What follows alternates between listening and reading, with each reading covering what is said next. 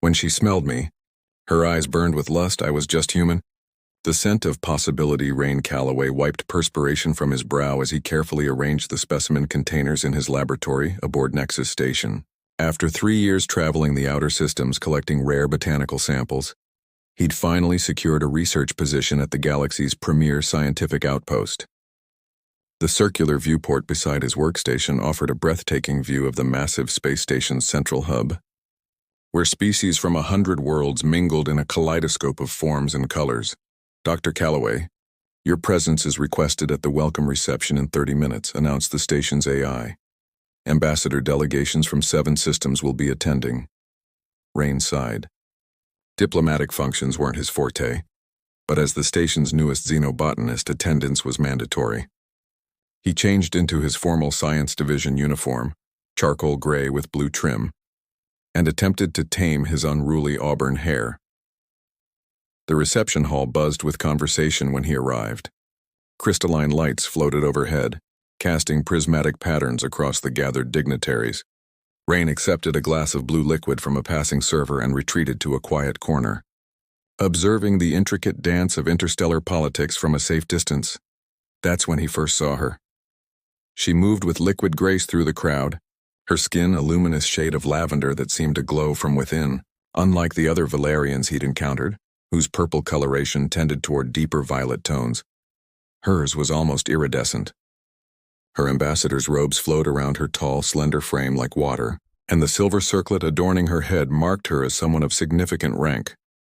"That's Ambassador Lyria Thalos," whispered Dr. Soren, a colleague who had materialized beside him. "First emissary of Valair. They say she's never lost a negotiation." Rain watched as Lyria nodded politely to a group of Terran officials.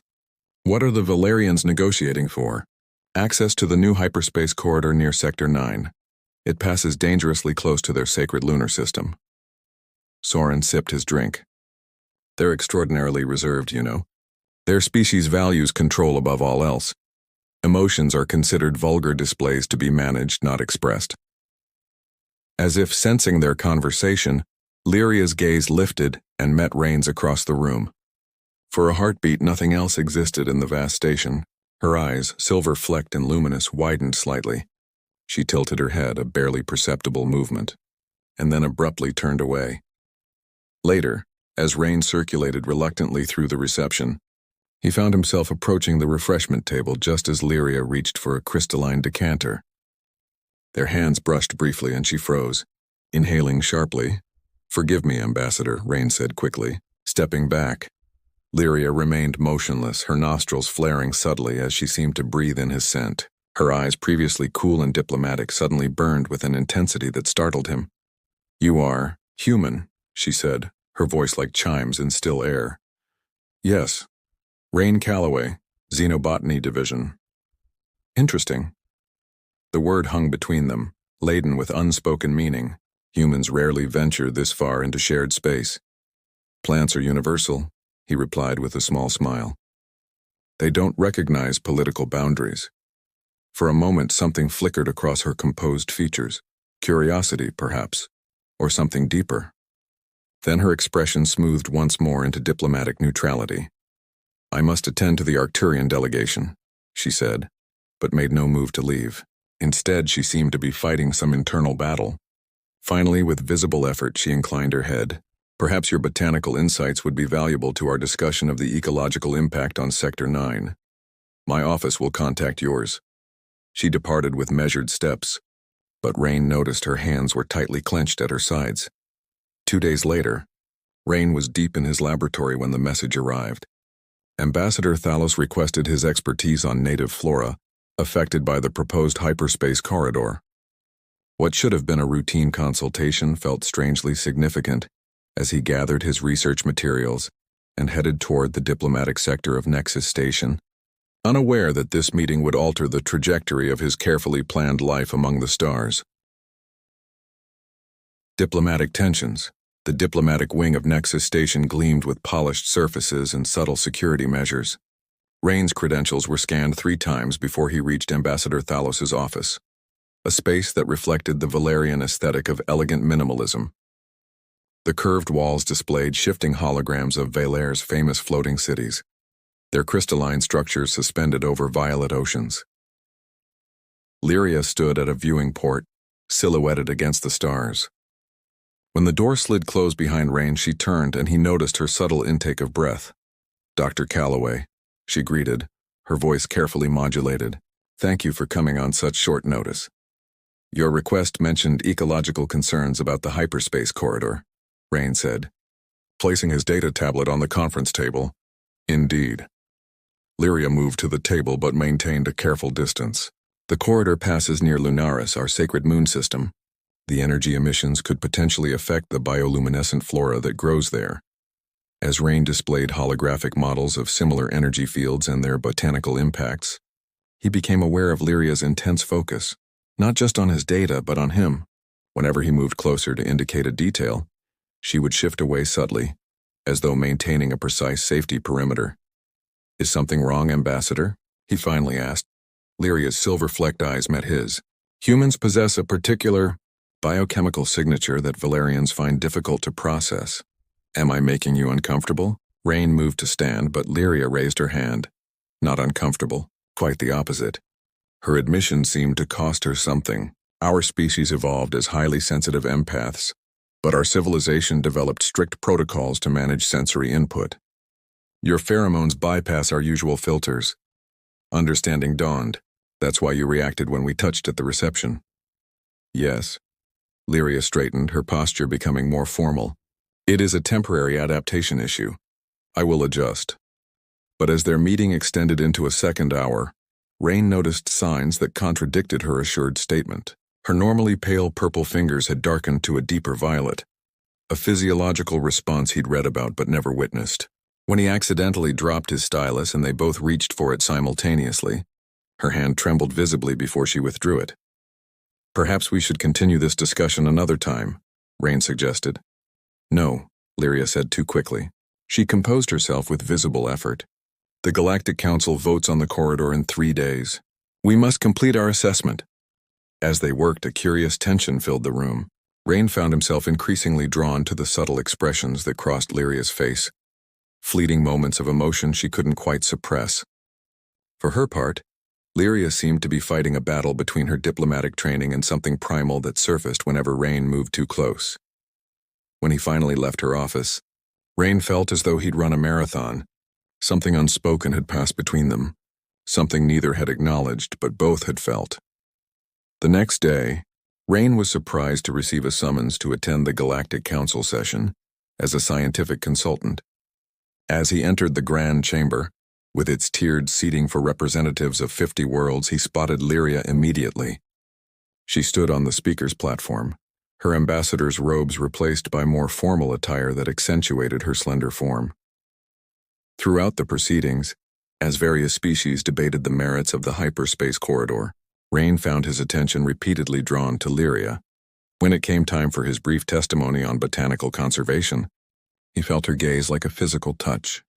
Later, as delegates mingled during a recess, Rain found himself cornered by a Valerian male with deep indigo skin. "Envoy Marek Thalos." The man introduced himself with a cold smile.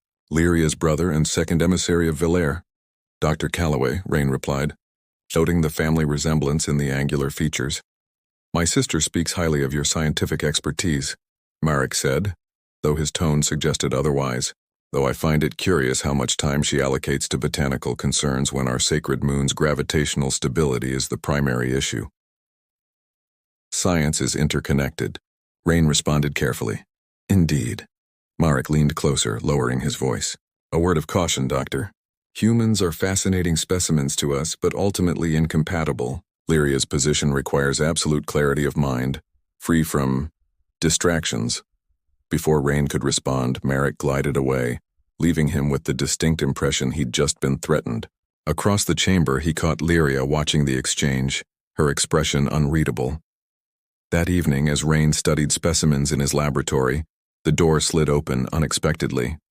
Lyria stood there without her formal diplomatic insignia, looking somehow more vulnerable. "Ambassador?" Rain set down his instruments. "Not here as an ambassador," she said quietly. stepping inside just far enough for the door to close. The council has recessed until tomorrow's final vote. She hesitated, struggling visibly with what she wanted to say. I wanted to apologize if my brother spoke inappropriately to you. No apology necessary, Rain said, though they both knew it was a polite fiction.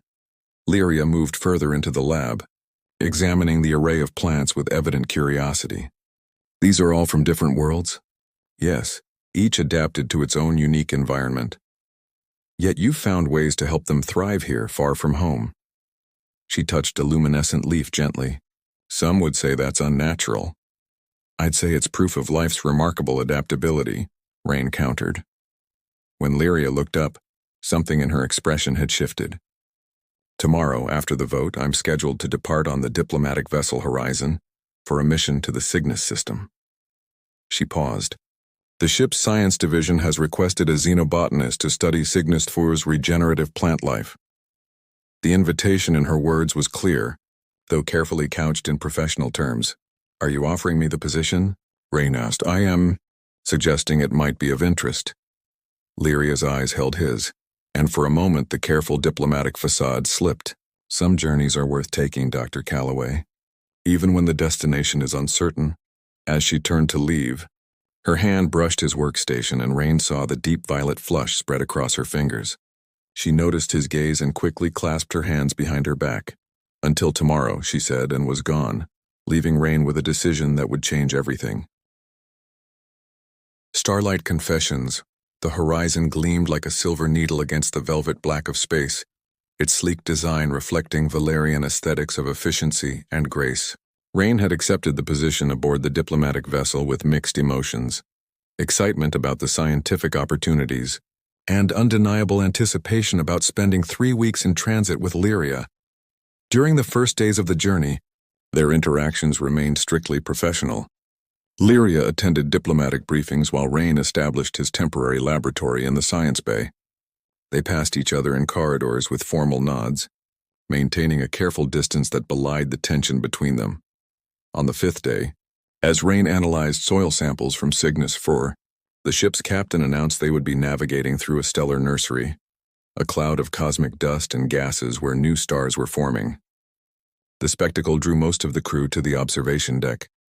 Rain found a quiet spot away from the main viewing area. The panoramic windows revealed an extraordinary vista, swirling nebulae in shades of purple and blue, punctuated by the bright pinpoints of infant stars. He was so absorbed in the sight that he didn't notice Lyria's approach until she spoke. It reminds me of the sacred pools on Lunaris, she said softly. Rain turned to find her standing closer than she had permitted since their first encounter.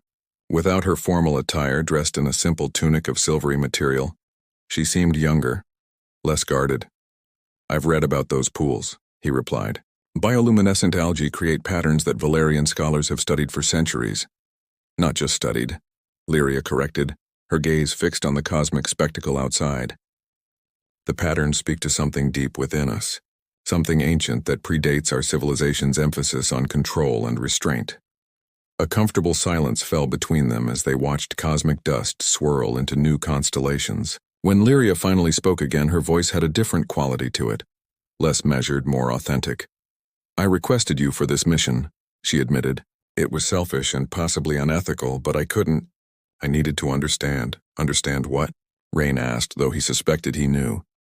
This reaction, she gestured vaguely between them. Scientists on my world have documented human pheromonal signatures, but nothing in their research explained the intensity of my response to you. Rain studied her face, noting the silver flecks in her eyes seemed to pulse with their own light. And have you come to any conclusions? Only that it's not merely biochemical, Lyria said. That frightens me more than if it were a simple physiological reaction I could control. The ship's lights dimmed automatically as they passed deeper into the stellar nursery, allowing better viewing of the celestial phenomenon. In the soft illumination from the nebula, Lyria's purple skin seemed to glow from within. What happens on Valere? Rain asked carefully. When someone experiences emotions they can't control. Traditionally, they would enter seclusion until balance was restored. Lyria's voice dropped lower. In ancient times, before our society embraced restraint, Such intense connections were celebrated. Now they're considered primitive, inappropriate for those in positions of influence. Rain considered her words. Is that why your brother warned me away? He sensed you might be experiencing something. Primitive? Merrick believes emotions compromise judgment. Perhaps he's right. Lyria turned to face him fully. Yet here I am, unable to maintain the distance I know I should. Outside, a flash of energy illuminated the nursery as gases collapsed into a new stellar formation. The burst of light cast Lyria's features into sharp relief, revealing a vulnerability that touched something deep within Rain. Maybe some distances aren't meant to be maintained, he suggested quietly. Lyria's eyes widened slightly. She lifted her hand, hesitating just short of touching him. If I touch you again, I'm not certain I can maintain control. Would that be so terrible? Rain asked, his heart racing. Before she could answer, the ship lurched violently.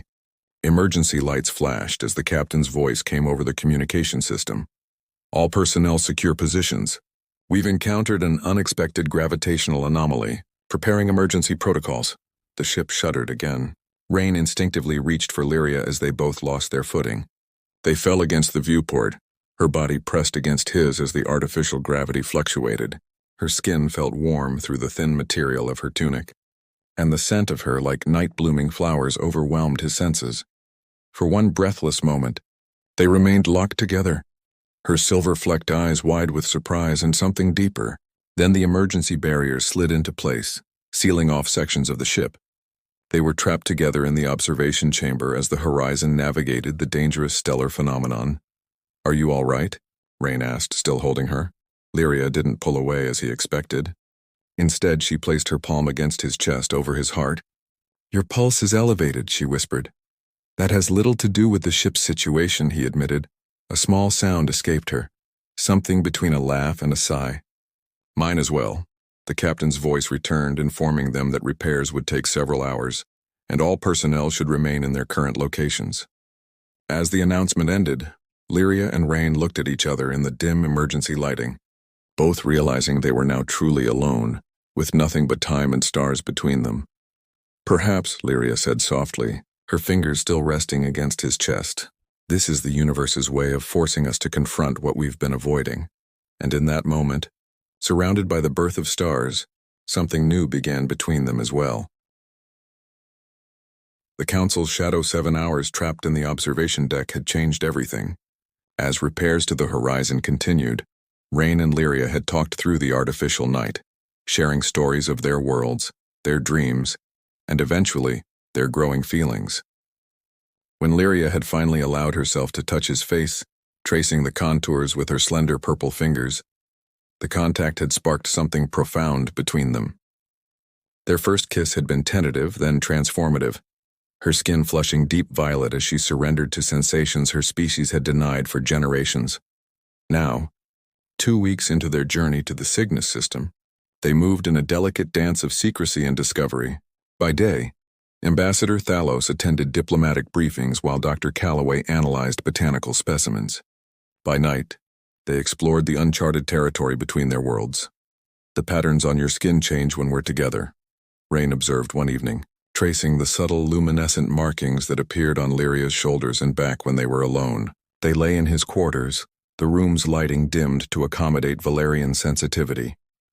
An ancestral trait, she explained, her voice soft as his touch sent pleasant shivers across her skin. Before we became a society of diplomats and scholars, we were beings of deep emotion. These patterns were how we communicated feelings too complex for words. What are they saying now? Rain asked, following a swirl of light that traced down her spine. Lyria's silver-flecked eyes met his. That I am found after being lost. That you unlock something in me I didn't know was caged. She rolled toward him, her body fitting against his with newfound familiarity. On Valere, children are taught control before they learn to walk. We're told that to feel deeply is to think unclearly. Her fingers mapped the contours of his face as though committing them to memory. With you, I feel everything. And yet I've never thought more clearly. Their idyll was shattered 3 days before reaching Cygnus 4. Rain entered his laboratory to find Merrick Thalos waiting, his indigo skin almost black with barely controlled anger. You were warned. Dr. Calloway, Marek said without preamble. "I've received word from the Valerian High Council. They sense disturbances in Lyria's diplomatic transmissions, emotional inconsistencies that compromise her judgment. Your sister is a remarkable ambassador," Rain replied carefully. "Perhaps the council misinterprets her adaptability as inconsistency." Marek's laugh held no humor. "Our species has developed telepathic connections over millennia. The council doesn't need to see her to know she has been compromised." He stepped closer. "When we reach Cygnus 4 tomorrow, you will transfer to a science vessel returning to Nexus Station. Your research position there has been terminated." Rain felt cold dread settle in his stomach. "On whose authority?" "The Interspecies Scientific Coalition at the request of the Valerian High Council." Marek's expression hardened. "We've reviewed your research. While competent, it hardly justifies your continued presence on such sensitive diplomatic missions." "And Lyria?" Rain challenged. "Will you control her too?" "My sister will undergo purification rituals upon our return to Valer. The contamination of her thoughts will be cleansed." Marek moved toward the door. "This isn't personal, Doctor. It's preservation of a diplomatic lineage that spans centuries. Lyria was born to serve our people, not to indulge in primitive emotional entanglements with other species." After Marek left, Rain immediately sought Lyria, finding her in her private quarters. Her face told him she already knew. "The council has summoned me to Valer immediately after the Cygnus negotiations," she said, her voice hollow. "They speak of purification, a process that will strip away what they call emotional deviations." "They can't force you," Rain insisted, taking her hands. "They can and they will." Tears, something Valerians rarely produced, gathered in her silver-flecked eyes. "I am bound by oaths that predate my birth. My family has represented Valer for 12 generations. If I refuse, I bring shame upon them all." "And what about your shame?" Rain asked softly. "The shame of denying who you truly are?" Lyria's gaze dropped to their intertwined hands, his tan skin against her purple. "I don't know who I truly am anymore. With you, I've discovered parts of myself I never knew existed. Without you." Her voice trailed off. "There has to be another way," Rain said, pulling her close. "I can't lose you to some ritual that erases what we've found." As they held each other, Lyria's body trembled with suppressed emotion. "Tomorrow we reach Cygnus the 4. You'll be sent away and I'll face the negotiations alone, knowing what awaits me afterward." "Then we have tonight," Rain said, his voice fierce with determination. "And I swear to you, Lyria Thalos, this will not be our end." That night, as stars streamed past the viewports, they loved with the desperate intensity of those facing separation. Lyria's skin glowed with patterns more complex and beautiful than any Rain had seen before, ancient Valerian symbols of devotion and connection that needed no translation. In the artificial dawn, as the horizon prepared to enter Cygnus orbit, Lyria pressed a small crystal into Rain's palm. "A memory stone," she explained, closing his fingers around it. "It contains something no purification ritual can erase, the truth of what we've shared." As promised, Rain was escorted to a science vessel bound for Nexus Station immediately upon their arrival at Cygnus 4. He watched through a viewport as the horizon grew smaller in the distance, taking with it the woman who had awakened him to possibilities he'd never imagined. But as the ships parted ways, Rain clutched the memory stone and made a silent vow. This separation was not their ending, merely the beginning of a more difficult chapter. Beyond stars, 3 months had passed since Rain's abrupt departure from the horizon. Back at Nexus Station, he had found himself effectively blacklisted from any research involving Valerian territories.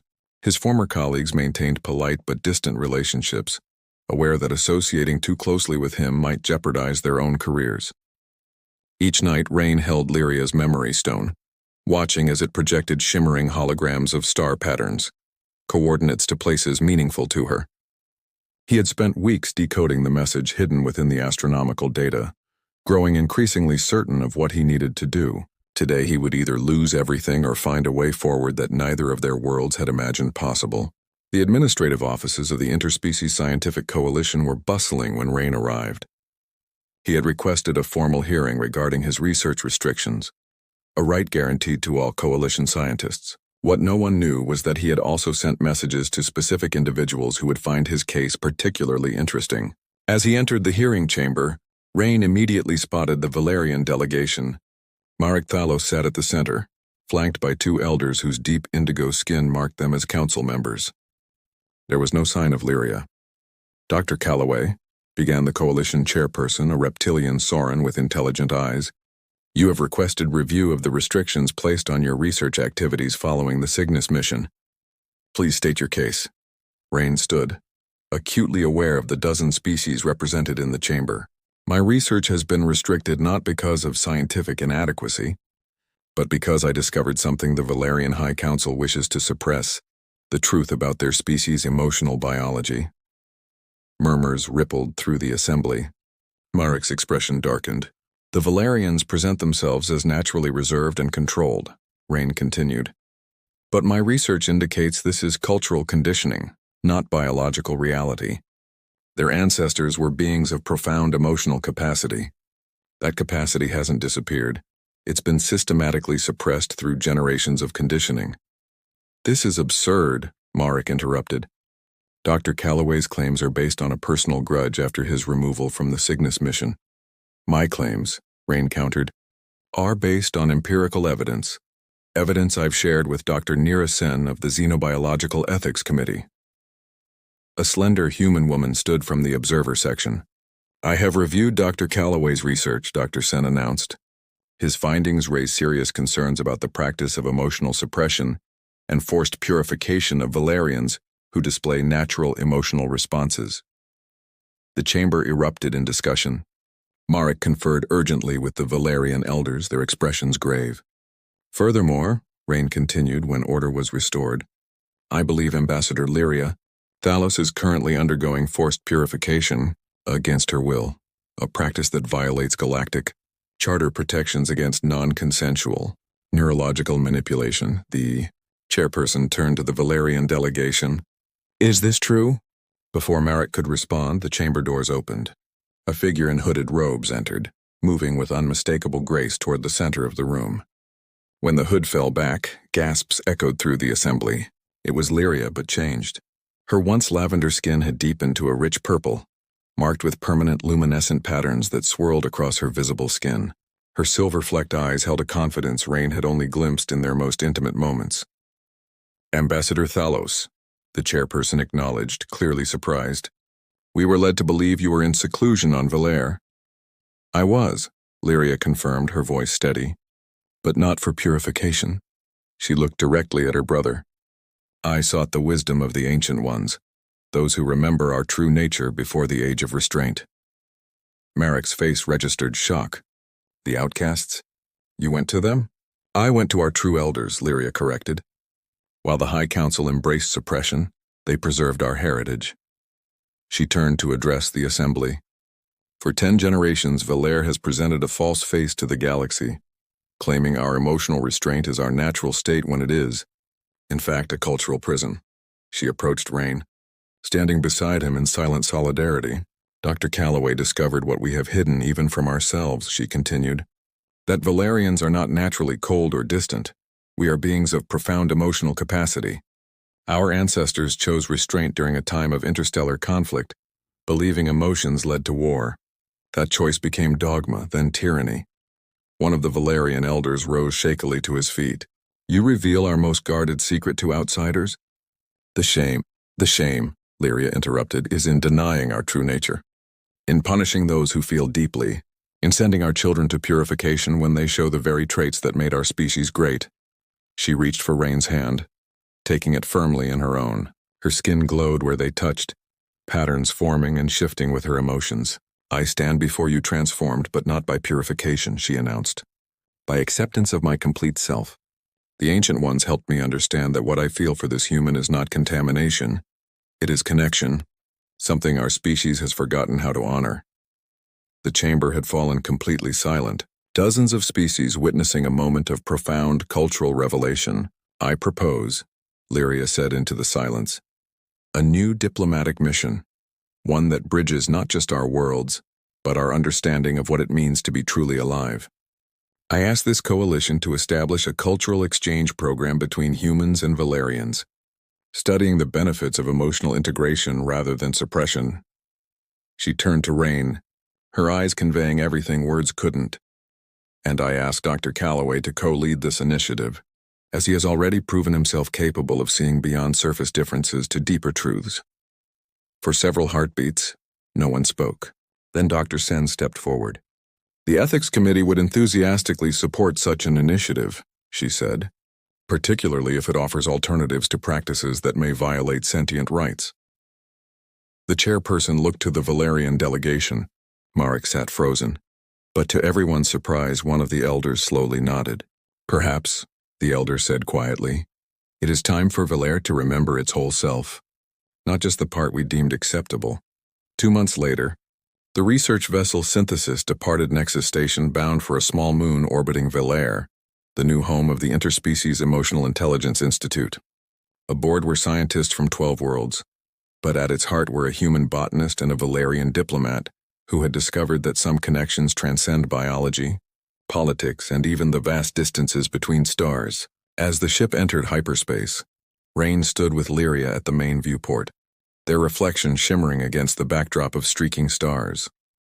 Her hand in his, her purple skin alight with patterns that told their story more eloquently than words.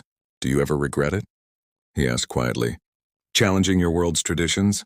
Choosing a path no Valerian has taken before? Lyria's silver-flecked eyes met his, filled with certainty. How can I regret becoming whole? You didn't just accept me, Rain. You helped me discover parts of myself that generations of my people had forgotten existed. She touched his face with her free hand, her skin glowing brighter at the point of contact. We've begun something larger than ourselves. 100 Valerian children will grow up without shame for their feelings because of what we've done. And us? Rain asked, drawing her closer. Where do we go from here? Lyria smiled, the expression no longer foreign to her face but natural and radiant. Beyond stars, she whispered, echoing the ancient Valerian phrase for limitless possibility. Always beyond stars. As their lips met, Lyria's skin illuminated with patterns so bright they cast their joined shadows against the viewport, one human, one Valerian, but perfectly aligned as they journeyed together into unknown space, pioneers of a connection that defied worlds.